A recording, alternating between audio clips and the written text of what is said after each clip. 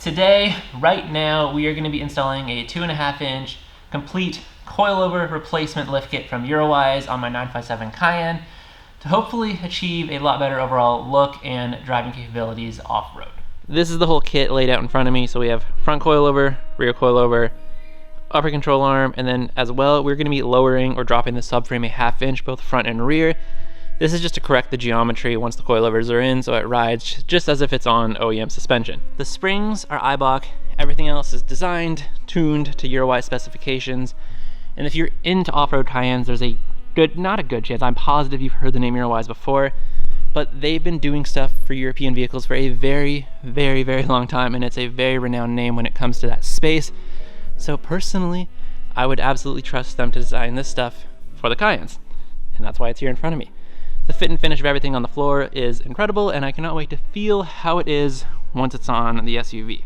One thing I've always found very important when it comes to lifting a vehicle on top of the actual lift kit or the springs that you're using is upper control arms, whether you're going to be replacing the bushings or the whole assembly. In this case, Eurowise offered a very good complete replacement upper control arm, so that's what we have up there. Now, I took out the driver's side assembly just to have a good idea of how it's actually done. So when I'm showing you guys, I'm not doing it backwards or anything like that. So that's out, it comes out no problem. I thought it might be a bit more complicated being a Porsche, but honestly, it's all very similar. So we're gonna head over to the wheel well, start taking things out, and then getting some new parts in there. First things first, we're gonna remove the wiring just to free it up so it doesn't create any unnecessary tension. There's a clip there, disconnect the little harness, and then there's one more clip on the back there, and that frees it up entirely so we can pull the hub down once we loosen up the control arm.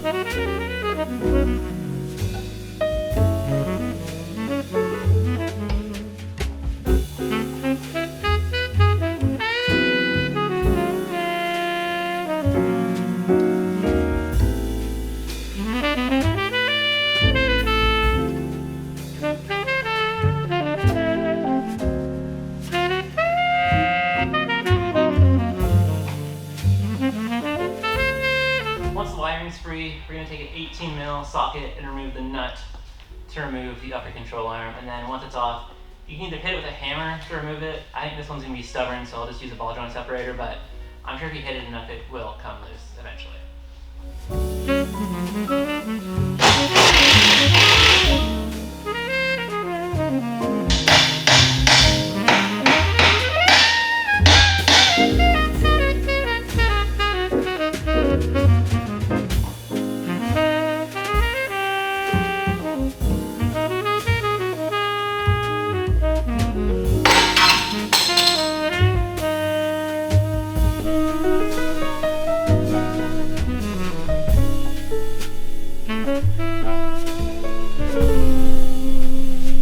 These have a very similar energy to spring compressors. You just know they're gonna pop at some point. But this is all freed up now, so you can pull it forward and push it to the rear of the car. That's not putting too much tension on the front axle, and it allows you to access the sway bar connection right there, which is also gonna be an 18. You just need to remove it from the strut, but I'm gonna remove it entirely just to free up a little bit more space.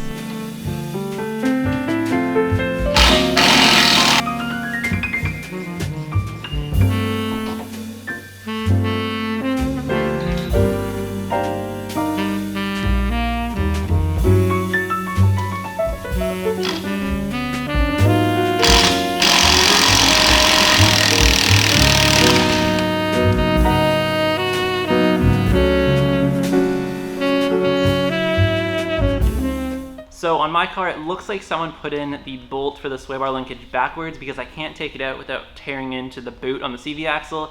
So all I did was remove it from the actual sway bar itself, allowing it to move freely. And then when I take the suspension assembly out, it'll come with it. I can flip it around and put it back in correctly when I put the new coilover in, and then it should be easier to work on for anyone else working on this car.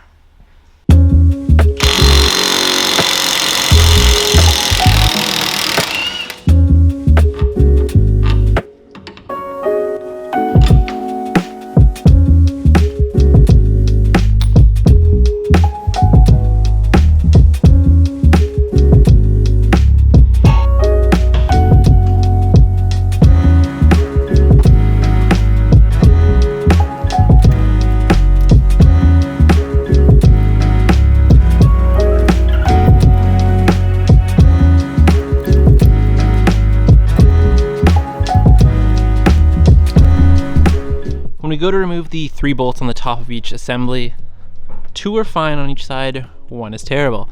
So the driver's side, they're out, but they're both just down there. The 3rd one is under the brake booster. It's tucked away in there. It's terrible to get to. I think it took me 30 minutes, but it's just like a time thing. Play around with it. You'll eventually lock onto it and be able to take it out. This one, again, 2 are easy. This 3rd one is under the cowl. I have a new cowl as part of the exterior kind of restoration of this thing. I'm gonna put that on later. Couldn't get the windshield wipers off, took a hammer, smashed myself a little hole, got the socket on it, so now I can just take that one out. I'll remove the whole thing when I go to put stuff back in, I think.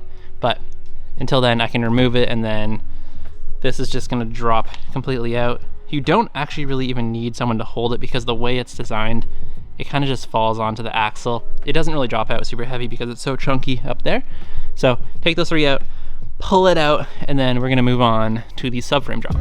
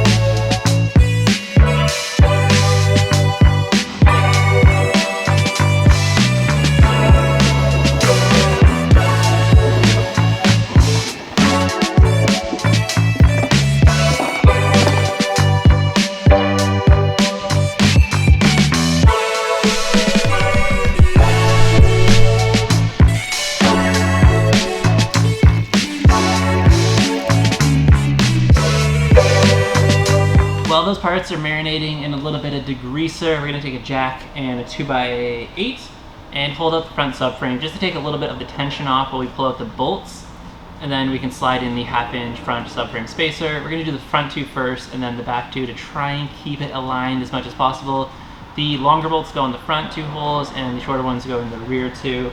And I think it's a 21mm bolt to pop it out.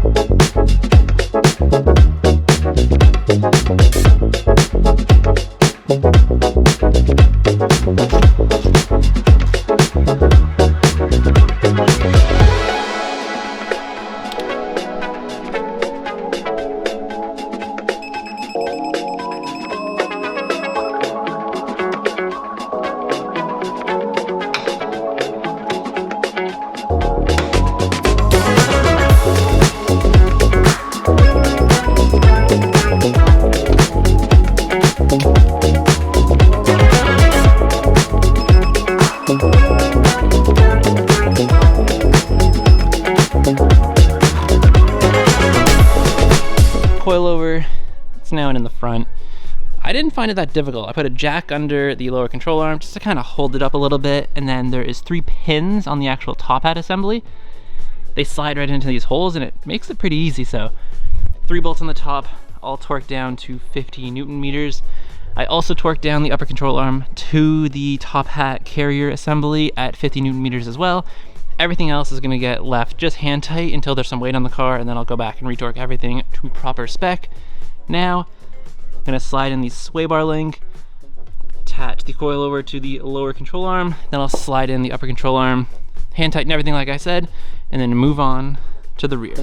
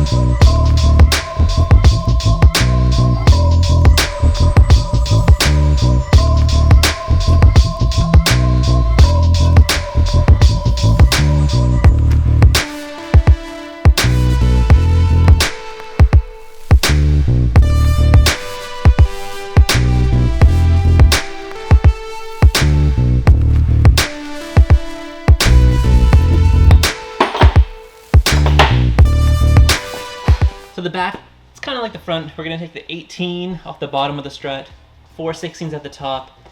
Once that's out, we're gonna loosen every single bolt that's attached to the back suspension, just so there's more room. The Porsche, it's super tight. There's like zero articulation when everything's tight. So in order to get the new strut in, it needs to be a bit lower. So we're gonna loosen everything so we can do that. And then once it's back in, we can torque everything once there's some weight on the rear hub, and then we should be good. But before we put the new strut in, we're gonna put in the rear subframe drop. It's just 1/2 inch, just like the front. Exact same process too. Support it in the center on the diff, loosen them, pop them in, probably do 2 front first, then the 2 rear, and then we can move on to torquing everything.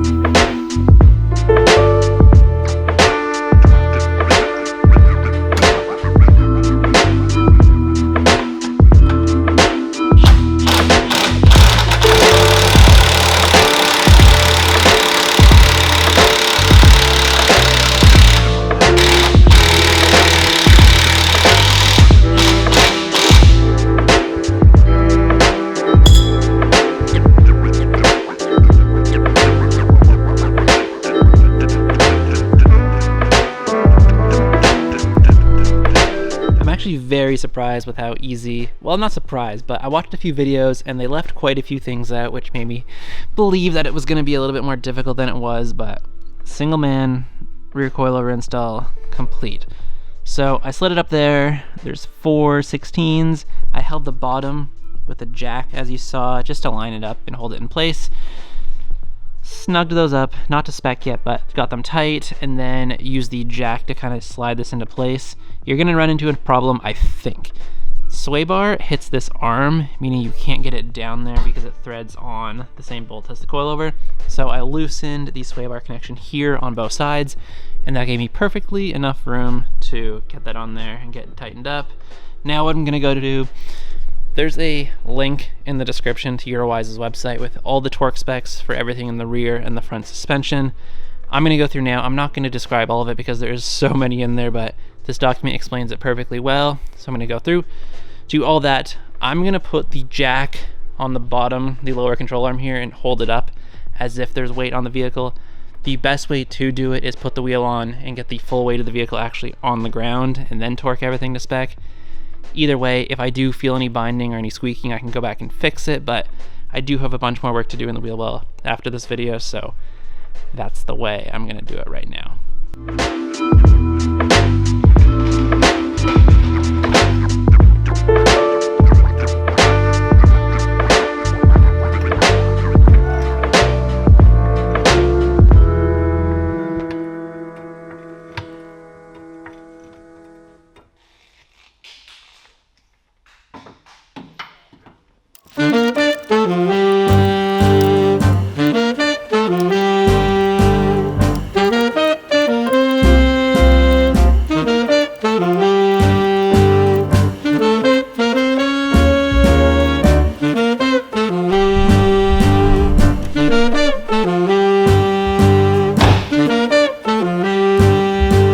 That's it. We've got a pile of old Porsche parts on the floor and then complete new coilover setup from Eurowise in the arches of the car. Everything came out very good. Obviously it's not on the ground yet, so there's nothing we can say about the ride quality or the actual height, but there's a bunch more stuff I'm gonna do in the wheel well in the next video, and I didn't really want to switch it up. I just wanted to leave it on the lift, do all that, get the new wheels on it, and then we can really take a look at what it can do off-road or just on-road as well. So that's that for this video. The link to these coilovers on Eurowise's website will be in the description, as well as the torque specs, like I mentioned in the back there. It has it for pretty much everything, and if there isn't anything there, it's pretty easy. It's a lot like the BMWs, where there's quite a lot of forum posts, backdated 10-15 years, where you can find stuff, so everything should be there. I found it fairly easy. Install, fairly easy. Parts, amazing, and I cannot wait to move on to the next stuff. Also, the detailing stuff, because looking at this paint is pretty terrible.